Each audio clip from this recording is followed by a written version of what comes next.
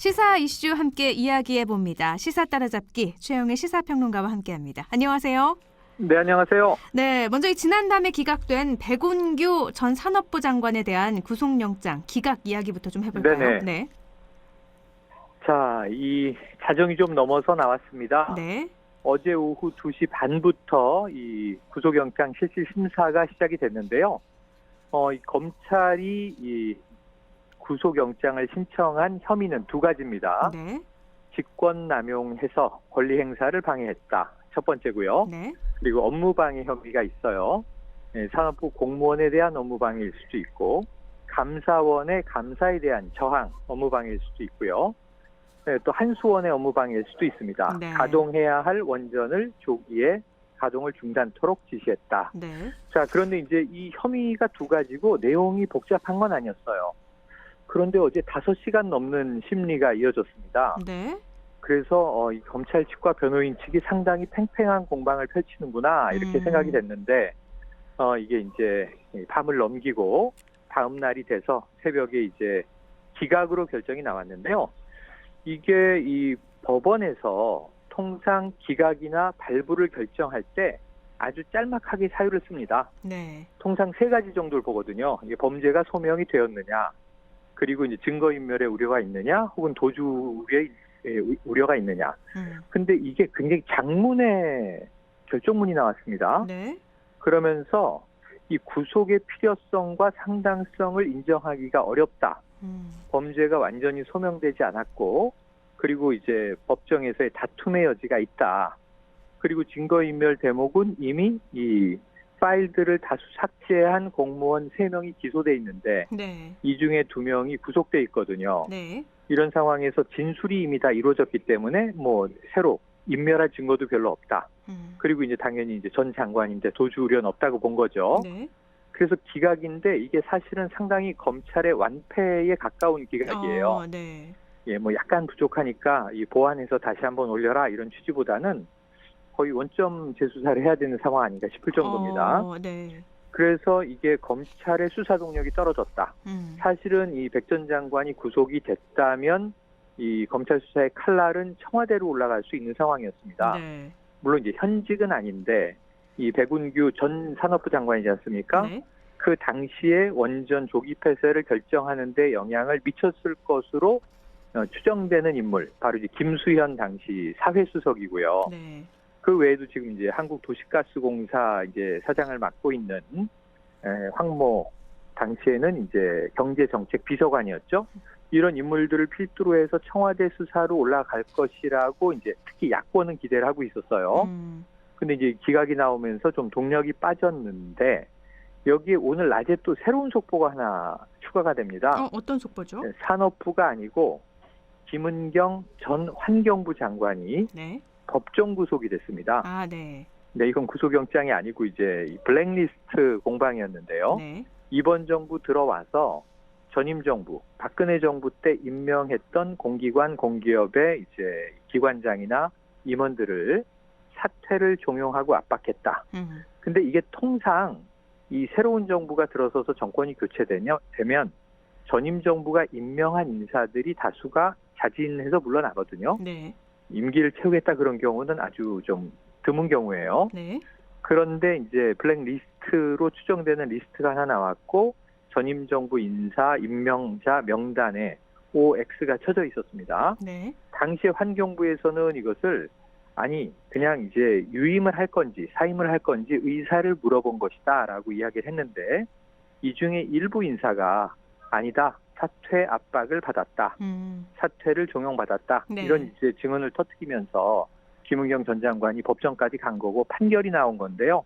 법정 구속인데 이제 형은 2년 6개월입니다. 네. 그러다 보니까 어찌 보면 이 야권의 공세가 백운규 전 장관의 기각으로 동력이 떨어졌는데 환경부 블랙리스트를 쏠리지 않겠는가 싶긴 한데 네. 큰 차이가 있습니다. 지금 월성원전 1호기 수사는 이 현 검찰의 대전지검에서 진행 중인 수사고요. 그렇죠. 네. 환경부 블랙리스트 문제는 이미 검찰 수사가 다 끝나서 기소하고 그리고 이제 검찰 수사단은 해체한 상황입니다. 네. 그러니까 여기서 뭔가 정치적인 불씨가 살아나긴 어려운 상황이에요. 네. 그래서 이제 이 지금 선거전을 벌이고 있는 여야의 정치 공방에서 이게 별로 유익한 소재가 되지는 못할 것이다. 이런 관측들도 나오고 있습니다. 그러니까 백운규 전 산업부 장관에 대한 기각, 그리고 이번에 환경부 장관의 구속도 김은경 전 환경부 장관 구속이 정치적으로 이용하기에는 조금 약하다, 이렇게 보시는 거군요. 물론 이제 선거전의 과정에서 자 봐라, 이번 정부도 지난 정부 국정농단에서 큰 죄로 이야기된 게 블랙리스트, 화이트리스트였는데 네. 결국은 모든 정권이다, 이런 식으로 블랙리스트를 운영한 거 아니냐, 이런 이제 이 비판을 가할 수 있는 소재는 되지만 네. 이미 국민적 관심에서 좀 많이 멀어져 있는 사건이 돼버린 거죠. 네. 이건 정권 초기의 사건이고, 그리고 또 검찰이 청와대로 뭐 수사를 치고 올라갈 동력이 못 되는 것이 이 김은경 환경부 장관의 잘못된 행위로, 직권의 남용으로 마무리가 될 것으로 보여집니다. 알겠습니다. 백운규 전 산업부 장관 이야기가 나와서 조금 더 얘기를 나눠보면은요. 청와대까지 가는 검찰의 수사 동력은 조금 약해질 것이다라는 건데, 그래도 이렇게 정치권의 쟁점이 계속됐기 때문에 선거가 남은 이상 이걸 이용해서 그래도 계속 정치권의 쟁점은 계속되지 않을까 싶기도 하거든요. 네. 지금 정확하게 짚으셨습니다. 네. 검찰의 수사 동력이 조금 이제 방어하고 표류하든, 하지만 이게 수사를 마무리는 지어야 되기 때문에 구속영장까지 청구했던 사안이 기각됐다고 해서 유야무야되진 않아요. 네. 대체로 최저의 경우에도, 가장 약한 경우에도 백 전 장관을 불구속 상태에서 기소하는 것으로 재판에 넘기게 될 거예요. 네. 그럼 이제 재판에서 또 공방을 이제 다투게 되는 상황들이 이제 야권에서는 이 정부를 공격하는데 이제 중요한 소재가 되고요. 네. 그러니까 지금 진위 공방은 앞으로 재판에서 판가름이 나야 되기 때문에 우리는 이제 법적 판단을 지켜봐야 되지만, 말씀하신 대로 이제 드디어 4월 재보선이 2달도 안 남았습니다. 네. 이런 상황에서 이제 야권은 정부를 계속 공격해야 하는 포인트들이 필요한데, 지금 탈원전 정책에 대한 비판 계속 할 거고요. 네. 그리고 이제 이 월성 원전 1호기는 계속 써야 할 원전이었는데 조기에 폐쇄해버렸다. 네. 경제성을 조작했다. 이런 이제 공세는 계속 이어질 수 있고요. 그리고 또 이제 이런 과정에서 하나 530개의 삭제된 파일에서 튀어나온 게 북한 원전 지원이지 않습니까? 네네. 사실 뭐 전문가 사이에선 이 논란은 다 정리가 됐습니다. 하지만 이 극비리에 북한의 원전을 지원해 준다는 것은 문재인 정부가 아니라 그 어떤 대한민국 정부도 불가능한 일이다. 네. 이건 미국과 국제사회의 동의 없이 할 수 있는 일이 아니고, 이걸 벌이면 매우 위험한 일이 되는 거거든요. 네. 자, 그런데 그럼에도 불구하고 말씀하신 대로 과거에 보면은 대선 때도 그렇고 왜 NLL이 상당히 효과가 있었던 적이 있었어요. 네. 그래서 이제 북한 이슈에 대해서 북한과 교착 국면이고, 북한과 미국의 관계가 바이든 행정부에서 어떻게 풀릴지는 몇 달 걸릴 사안입니다. 네. 그러다 보니까 이제 이 부분도 분명히 이제 진실 공방을 가지고 야권이 공격할 포인트는 이어질 것으로 보여집니다. 네, 알겠습니다. 어떤 측면에서 보느냐에 따라서 정치권에서는 또 이거를 장점이 될 수도 있고 단점이 될 수도 있어서 호재냐 악재냐 항상 분석을 하게 되는 시즌이 바로 선거 시즌이죠. 네, 알겠습니다. 그리고 또 지난 일요일에 박범계 법무부 장관이 취임 후에 첫 검찰 고위 간부 인사를 단행했습니다. 네네. 일요일에 했는데요. 이거에 대해서도 이야기를 나눠야 될 것 같아요. 윤석열 총장의 의견이 반영이 되지 않아서 패싱 논란까지 일고 있잖아요. 자, 그러다 보니까 이 야권 입장에서 지난해 이 추석 이후 연말까지, 연초까지 문재인 대통령의 국정 지지율과 민주당의 지지율이 계속 빠졌거든요. 네. 이 정부 여당의 지지율이 떨어지는데 가장 크게 기여한 1등 공신이 누구냐? 야당 인사들을 잡고 물어보면요, 다 바로 추미애 장관이다. 그래서 벌써 추미애가 그립다, 이런 얘기들을 많이 하세요. 네. 그래서 이제 추미애 장관이 서울시장에 나와주면 얼마나 좋을까 했는데 이제 그럴 일은 없어 보입니다. 네. 박영선 전 장관이 나와서 지금 잘하고 있죠. 그래서 이런 상황인데 그러다 보니까 박범계 신임 법무부 장관에 대해서 뭔가 지난해 같은 법무부 검찰 갈등이 좀 벌어지길 기대하는 심리가 야권에 있어요. 네, 아무래도 그런데 크겠죠. 이제 이번 첫 인사, 고위급 인사가 나왔는데 사실 이 인사는 너무 밋밋한 인사입니다. 왜냐하면 대체로 다 유임이거든요. 자리 이동을 막 해야 뭐가 이제 박라인이 생겼다, 추라인이 악진했다, 윤라인이 제거됐다, 이런 얘기를 할 수 있는데 그냥 제자리에 대체로 있어요. 네. 그 법무부가 밝힌 이유는 지난 1년 반 동안 3차례 인사가 있었으니까 평균 6개월마다 이제 인사가 있었던 셈이잖아요. 네. 그러니까 이번에는 최대한 좀 안정성을 보장하는 차원에서 인사 이동을 최소화했다 이렇게 밝혔는데 눈에 딱 띄는 것은 유임이긴 유임인데 자 이성윤 네. 서울중앙지검장이 남은 것은 윤 총장의 요구를 받아들이지 않았다. 그리고 지금 대전지검장이 유임된 것은 월성원전 1호기에 대한 수사를 굳이 법무부가 막지 않았다. 네. 그건 윤 총장이 하고 싶은 대로 내버려뒀다. 그리고 이제 교체된 인사는 눈에 띄는 건 둘밖에 없어요. 심재철 법무부 검찰국장, 네. 전 국장입니다. 이 추미애 장관의 가장 이제 복심으로 불렸는데 이 서울 남부지검장으로 갔고요. 네. 서울 남부지검장의 이제 이정수 검사장이 뭐 법무부 검찰국장 자리로 온 거예요. 그냥 그대로 교체했습니다. 그러니까 별로 뾰족한 건 없는데 일단은 제일 중요하게 이제 공격하는 대목은 자 윤석열 총장의 의사를 반영하지 않지 않았느냐, 네. 패싱 아니냐. 네. 근데 이게 추 장관 때 같은 때는 뭐 굉장히 이제 화를 내면서 야당의 공세에 맞대응을 할 수 있었을 텐데 지금 박범계 장관 스타일은 좀 다릅니다. 아유 아니다 반영했다 이렇게 얘기하는 거죠. 네. 하지만 어떻게 전부 다 들어주느냐.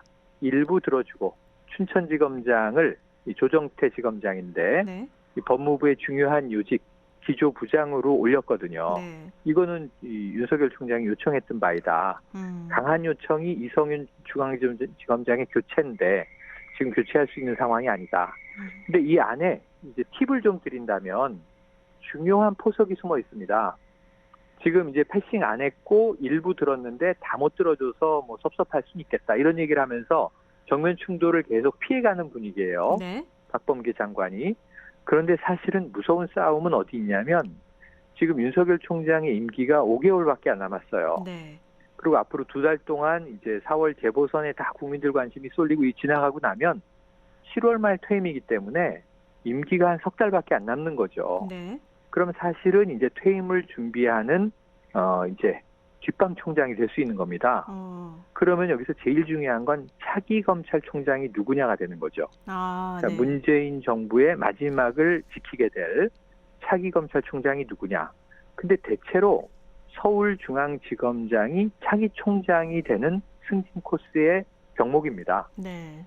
그러니까 만약에 이성윤 지검장이 지금 유임되면 6개월 이상은 임기가 또 갈 거 아니에요? 네. 그럼 차기 총장 후보가 명백하고요.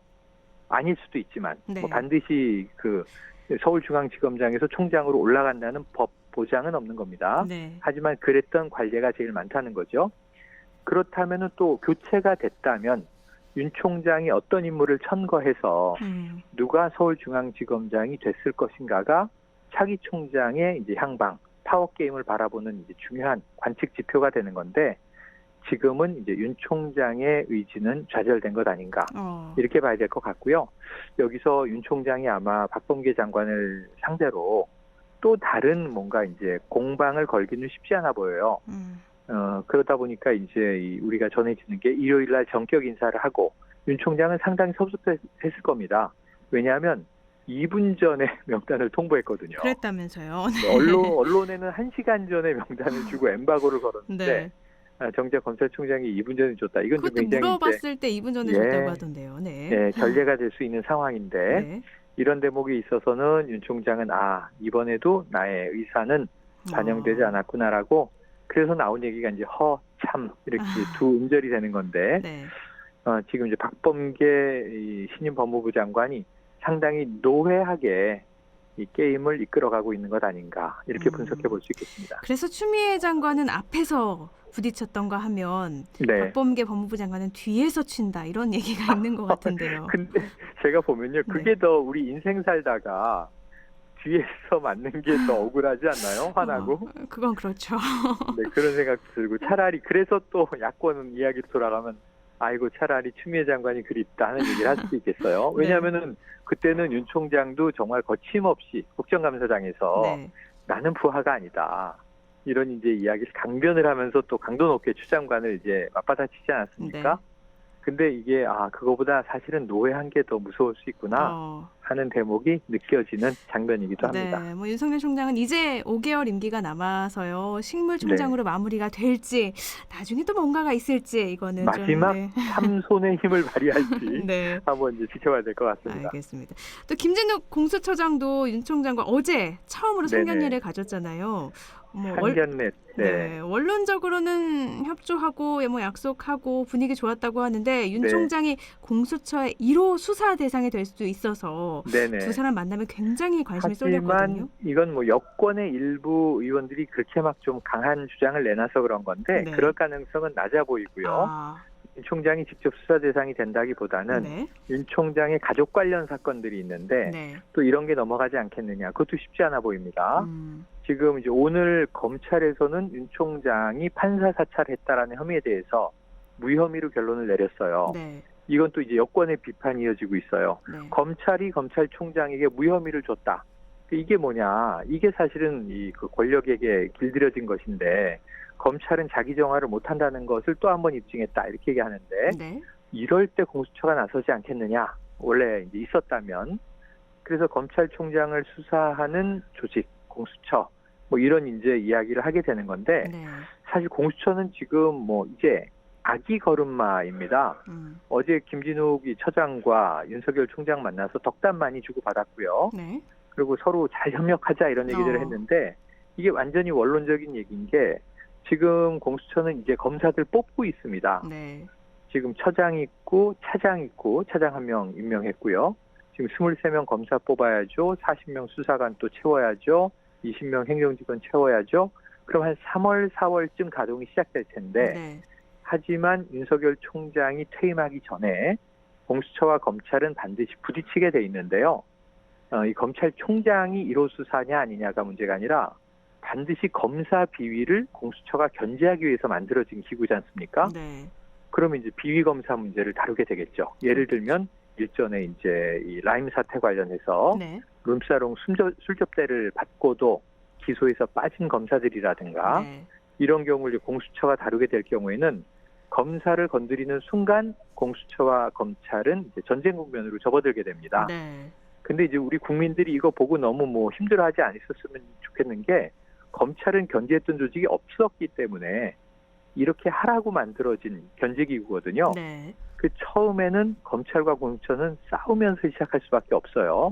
근데 싸우면서 정말 이제 국민들의 눈살을 찌푸리게 하는 게 아니라 국민들에게 서로 박수를 쳐줄 수 있는 서로 선명성, 공명성, 엄정성 경쟁을 하면서 이제 싸운다면 결국 공수처와 검찰은 싸우면서 무럭무럭 자라는 관계다. 이걸 미리 좀 우리가 이해하고 바라볼 필요가 있겠습니다. 네, 뭐 공수처 검사 수사관 공개 모집에서는 지원자가 굉장히 많이 몰렸다고 하던데요. 경쟁률이 높더라고요. 네. 제가 아는 분들도 어떤 의협심을 가지고 이제 지원한 젊은 변호사들도 꽤 있는데 네. 어쨌든 좋은 현상이다 하는 생각이 듭니다. 네, 서로 견제가 잘 된다면 국민이 바라는 거겠죠. 네, 알겠습니다. 맞습니다. 또 출범한 지 보름도 안 됐는데 100건에 달하는 사건이 접수가 됐다고 하니까 맞습니다. 공수처 검찰 협력이 잘 돼야 될 것 같아요. 초기에는 일이 넘칠 것 같아서 걱정인데 네. 또 이제 너무 과로하지 않도록 해야 되는데 지금 85명 조직에 이 감시해야 할 대상은 7,100명이 됩니다. 뭐 검찰 조직과는 이 불가피하게 부딪힐 수밖에 없다는 말씀을 드렸지만 여기에는 뭐 대통령 일가를 비롯해서 3급 이상의 고위공직자는 다 대상이거든요. 네. 국회의원 300명도 해당되고요. 그러다 보니까 공수처 업무는 초기에 굉장히 바쁠 텐데 완급 조절을 잘못하면 이것저것 힘만 빼다가 성과를 못 내는 조직이 될 수도 있다는 거예요. 네. 그런 면에서 수사 경험에 대한 의구심을 야당이 많이 피력했지만 김진욱 처장은 무엇보다도 본인이 뭐 팔걷어붙이고 수사에 나갈 일은 없으니까 네. 조직을 긴 호흡으로 정말 이 국가 기강을 위해서 봉사하는 조직으로 잘 첫 주춧돌을 놔야 하는 역할이 중차대합니다. 처음에 잘 이렇게 완급을 조절해가면서 해야 될 텐데 일단 야당의 협조가 없어서 구성이 제대로 될지도 좀 의문이긴 한데요. 그런데 이게 공수처장 후보 추천위원회에서는 야당에서 추천하는 이제 위원 2명이 네. 비토권을 행사하기도 하고 또 선임 자체가 늦기도 했고 그 사이에 여당이 또 의석으로 밀어붙여서 공수처법을 한번 또 개정하기도 하고 그랬었잖아요. 네. 그런데 이제 인사위원회에 물론 야당 이제 추천 2명의 인사위원이 들어가지만 네. 이 비토권이 있는 게 아니고 검사들을 선발하는 과정에서 네.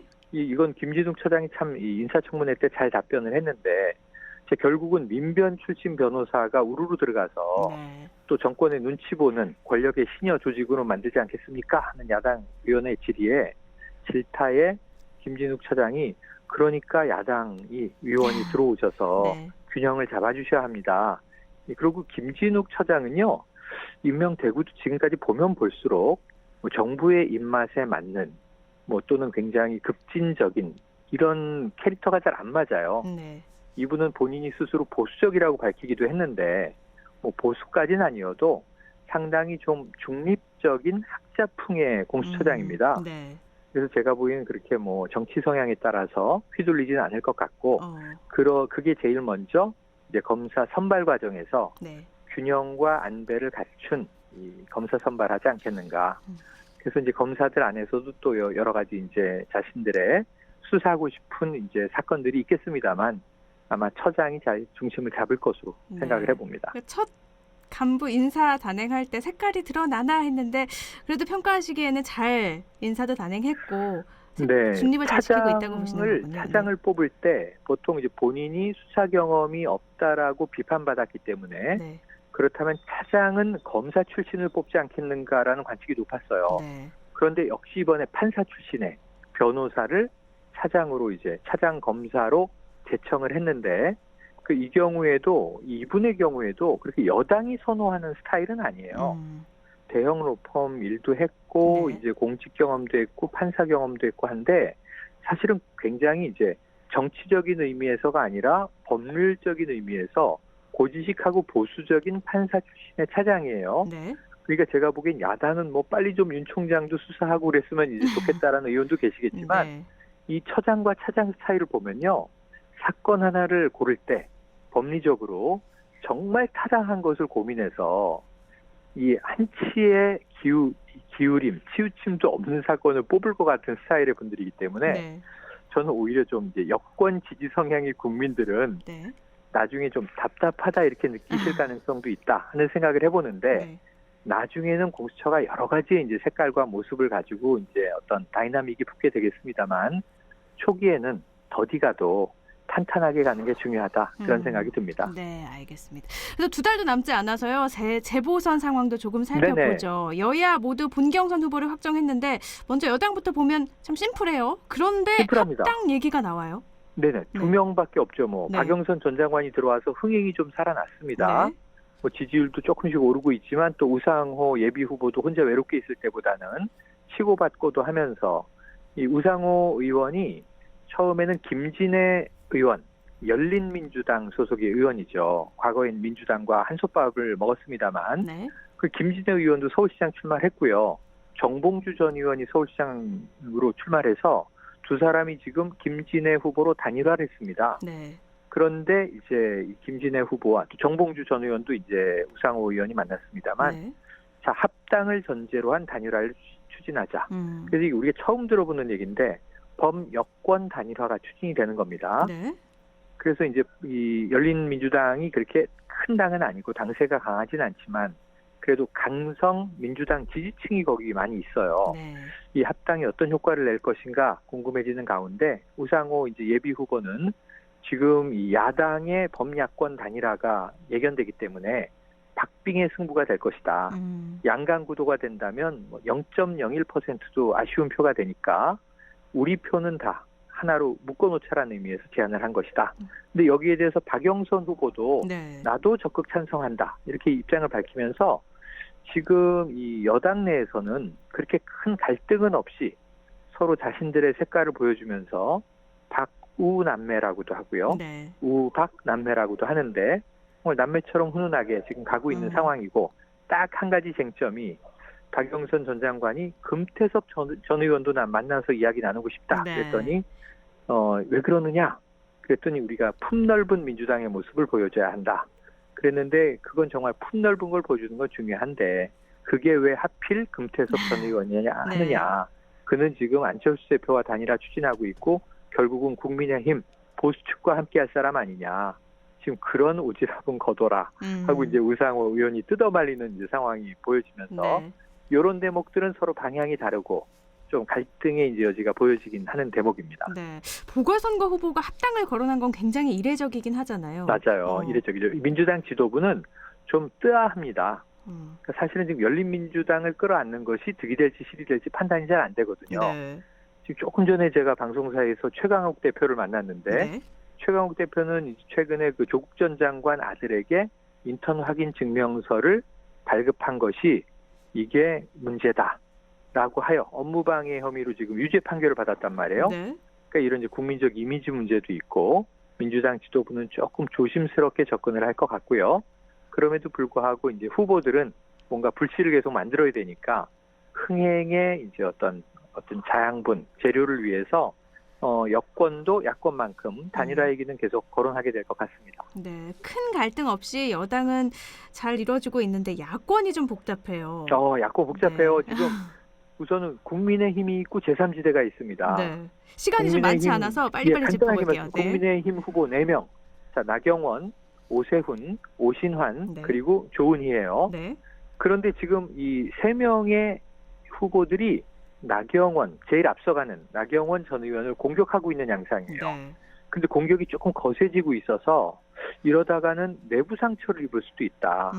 제살 깎아먹기 네거티브가 될 수도 있다. 이런 우려가 나오고 있고요. 네. 또 하나 조금 전에 안철수 대표와 금태섭 전 의원은 국민의힘 외에서 제3지대 단일화를 하는데 토론을 가지고 신경전을 벌였어요. 네. 근데 2월 15일 설 명절이 지난 이후에 한 번, 또 2월 25일에 한 번, 2번의 TV 토론을 하고 여론조사 방식으로 3월 1일에 단일화를 합니다. 일정이 나왔군요. 네. 네, 일정이 확정됐습니다. 네. 근데 뭐 만약에 안철수가 되든 금태섭이 되든 한 명의 주자가 결정되면 3월 4일에 아까 말씀드린 4명의 주자 중에 본선 주자 한 명이 확정되는 국민의힘 주자와 최종 단일화를 하게 되는데 뭐 예를 들어서 지금 뭐 나경원 전 의원과 안철수 대표가 단일화를 한다. 이 사이에 이제 국민의힘 지금 이 김종인 비대위원장이 끼어 있는데 네. 김종인 비대위원장 엊그제 방송 인터뷰에서 안철수 대표보다는 국민의힘 주자로 최종 후보가 결정돼야 한다라는 의지를 강하게 밝혔거든요. 네. 이 최종 단일화가 쉽지 않아 보이는 대목입니다. 네. 그리고 또 안철수 대표가 또 TV 토론 울렁증을 잘 극복했을지도 많은 분들의 관심인데 많은 노력을 네. 했다고 해요. 알겠습니다. 2월 15일에 네. 한번 이제 확인될 것 같습니다. 네, 지켜보시죠. 모두 확인해 보시면 좋을 것 같습니다. 저희는 네. 토론회가 진행되고 나서 또 다시 이야기를 나누면 좋을 것 그렇습니다. 같네요. 네, 오늘 말씀 고맙습니다. 네, 고맙습니다.